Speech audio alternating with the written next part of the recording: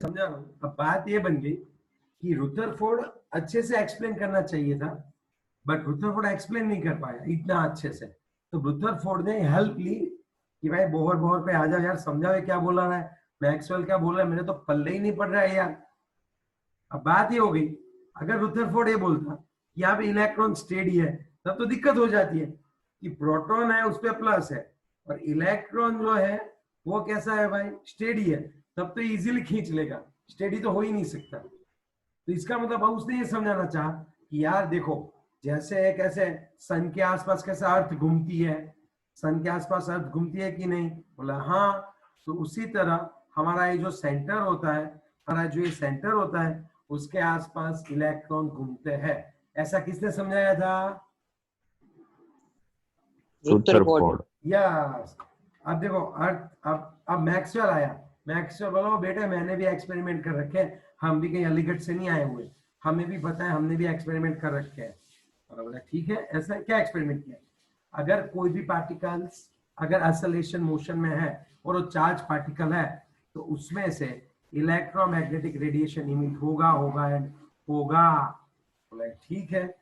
अब तू क्या बोल रहा था यहाँ पे?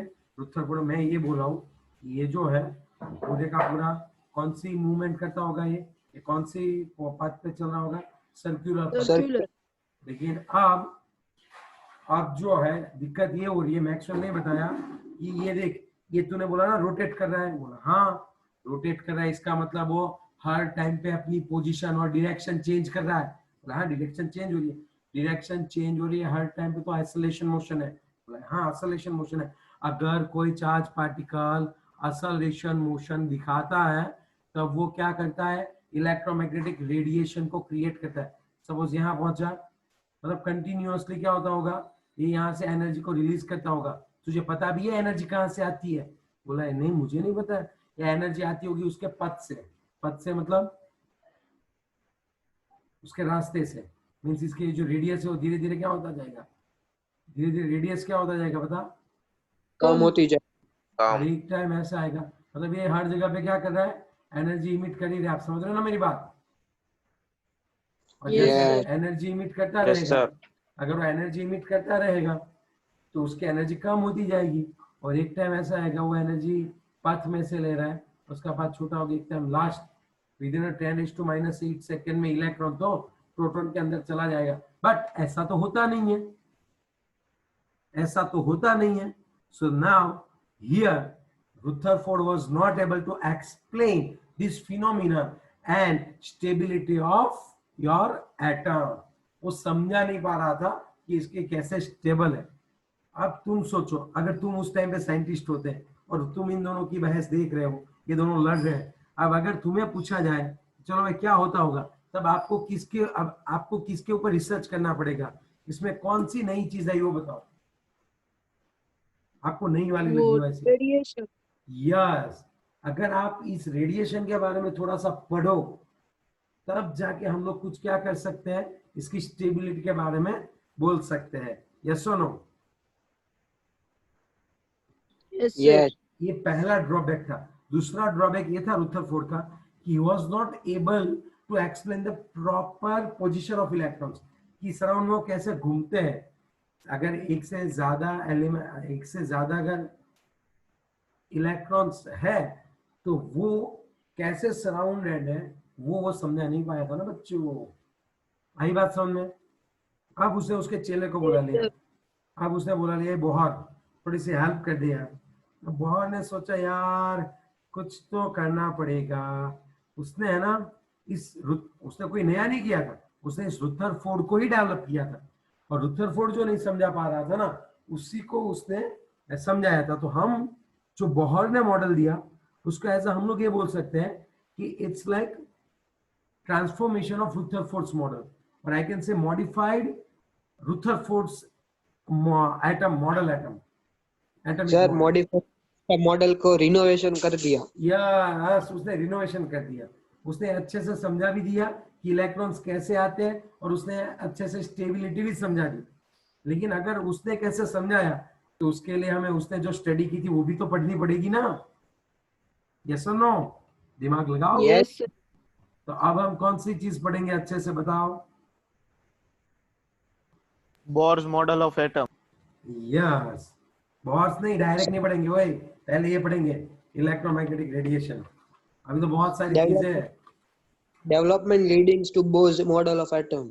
आज देख के मतलब टॉपिक का नाम नहीं पूछा है मैंने तुझे, टॉपिक का नाम पढ़ रहा है हम लोग पढ़ सर रहे तो हैं। आज कहाँ तक आएगा? वो हाँ। अपनी कड़ा दिखा रहा है। कड़ा, ओके ठीक है, चलो नेक्स्ट। आज के एग्जाम में कहाँ तक आएगा ऐसा पूछ रहा हूँ। अबे ये यहाँ तक आएगा, जहाँ तक चला रहा हूँ वहां तक। मीन्स आज का आएगा कि नहीं आएगा? आएगा आएगा, सब कुछ आएगा। ऐसा क्या? यस, अब आप थोड़ा सा सुन लो कि बात ये बन रही है कि अब ये जो है नील्स बोहर आया पिक्चर में, कौन आया भाई अभी है? नील्स बोहर, नया कैरेक्टर घुस गया पिक्चर में। हाँ ठीक है। अब उसने क्या किया था पता है? उसने कोई मैटर होती है, देख अब नील बोहर ने बहुत अच्छे से स्टडी की। अब तुम सोचो, उसको अगर अच्छे से मॉडिफाई करना है तो सबसे पहले उसको क्या देखना पड़ेगा? रेडिएशन। तो कोई मास होता है और ये जो रेडिएशन होता है, उन दोनों के बीच में कौन सी सिमिलैरिटी है? What is the interaction between mass, मतलब उसने अच्छे से पढ़ा, इंटरेक्शन बिटवीन मैटर, मैटर मतलब जो सब्सटेंस है, वो पार्टिकल्स होते हैं वो, एंड रेडिएशन, इन दोनों के बीच में कौन सी ऐसी चीज है? तो उसने बहुत अच्छे से पढ़ा है और उसने दो कंक्लूजन पे आया। यार इसका तो पता ही नहीं चल रहा है, ये तो इलेक्ट्रोमैग्नेटिक वेव्स है। कौन है भाई ये जो इलेक्ट्रोमैग्नेटिक वेव्स है, ठीक है, अगर उसकी हम लोग बात करें, अरे यार नहीं मजा है इसमें, तो बिल्कुल नहीं मजा। सपोज यही सोच जा रहा है,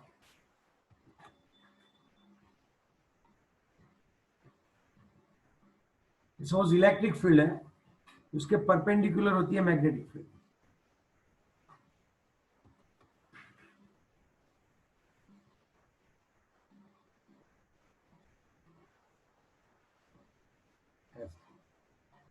तो अगर आप यहां से ऐसे ड्रॉ करो, ओके, तो एक जो है वो कौन सी है भाई?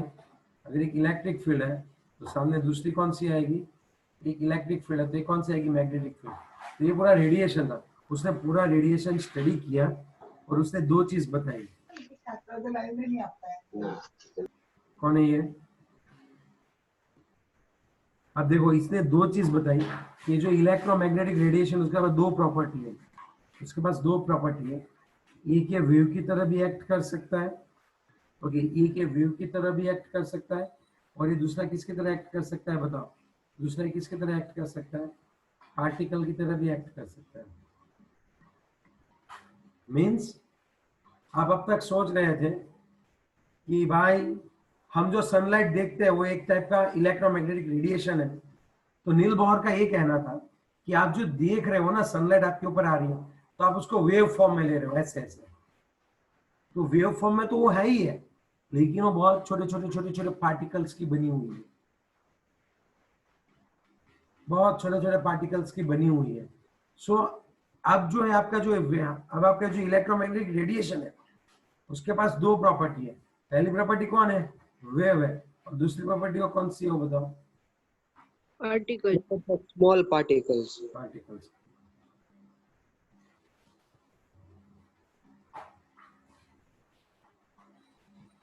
अब ये दोनों प्रॉपर्टीज इंटैक्ट करता है, तो इससे क्या फर्क पड़ेगा? अबे रुक तो जाओ, समझने तो दो, ये सही बोल रहा है कि नहीं, उसने कैसे बताया ये भी तो हम लोग देखेंगे। और दूसरा, उसने एक प्रैक्टिकल किया था, हाइड्रोजन का स्पेक्ट्रा देखा। हाइड्रोजन गैस में से ये जो निकलते हैं ना, हाइड्रोजन का जो गैस था, उसमें से उसने क्या निकाला पता है? उसने जो हाइड्रोजन का जो ये होता है ना, मीन्स हाइड्रोजन गैस था, उस हाइड्रोजन गैस को बहुत एक्साइटेड किया, तो उसको यहाँ पे स्पेक्ट्रा मिले। सर हाँ बोलो। आगे की स्लाइड में 1 मिनट। ले आगे की स्लाइड। बस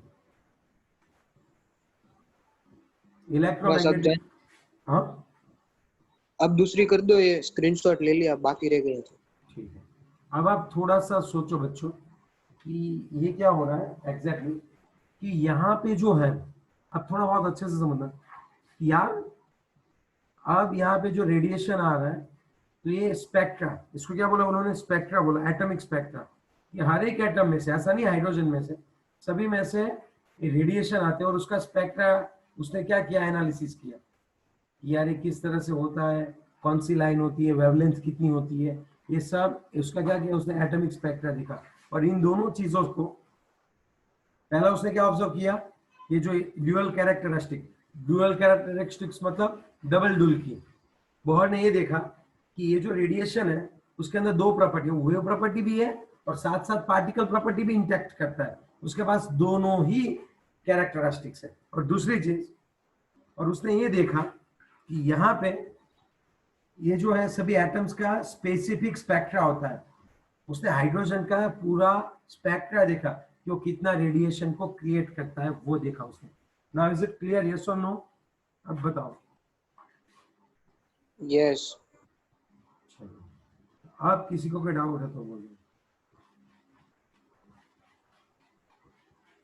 अभी ये कौन पूछ रहा है मुझे, कौन पूछ रहा है गधा? शुभम पूछ रहा है मुझे विच चैप्टर की टेस्ट है वो, चैप्टर नंबर 1 और 2। 1 में से भी ज्यादातर क्या आएगा, न्यूमेरिकल्स। चलो अब नील बाबर ने बता दिया भाई, अब क्या करें बताओ। हम एक काम करते हैं, ड्यूअल प्रॉपर्टी है ना, अब हमें ड्यूअल प्रॉपर्टी पढ़ते हैं।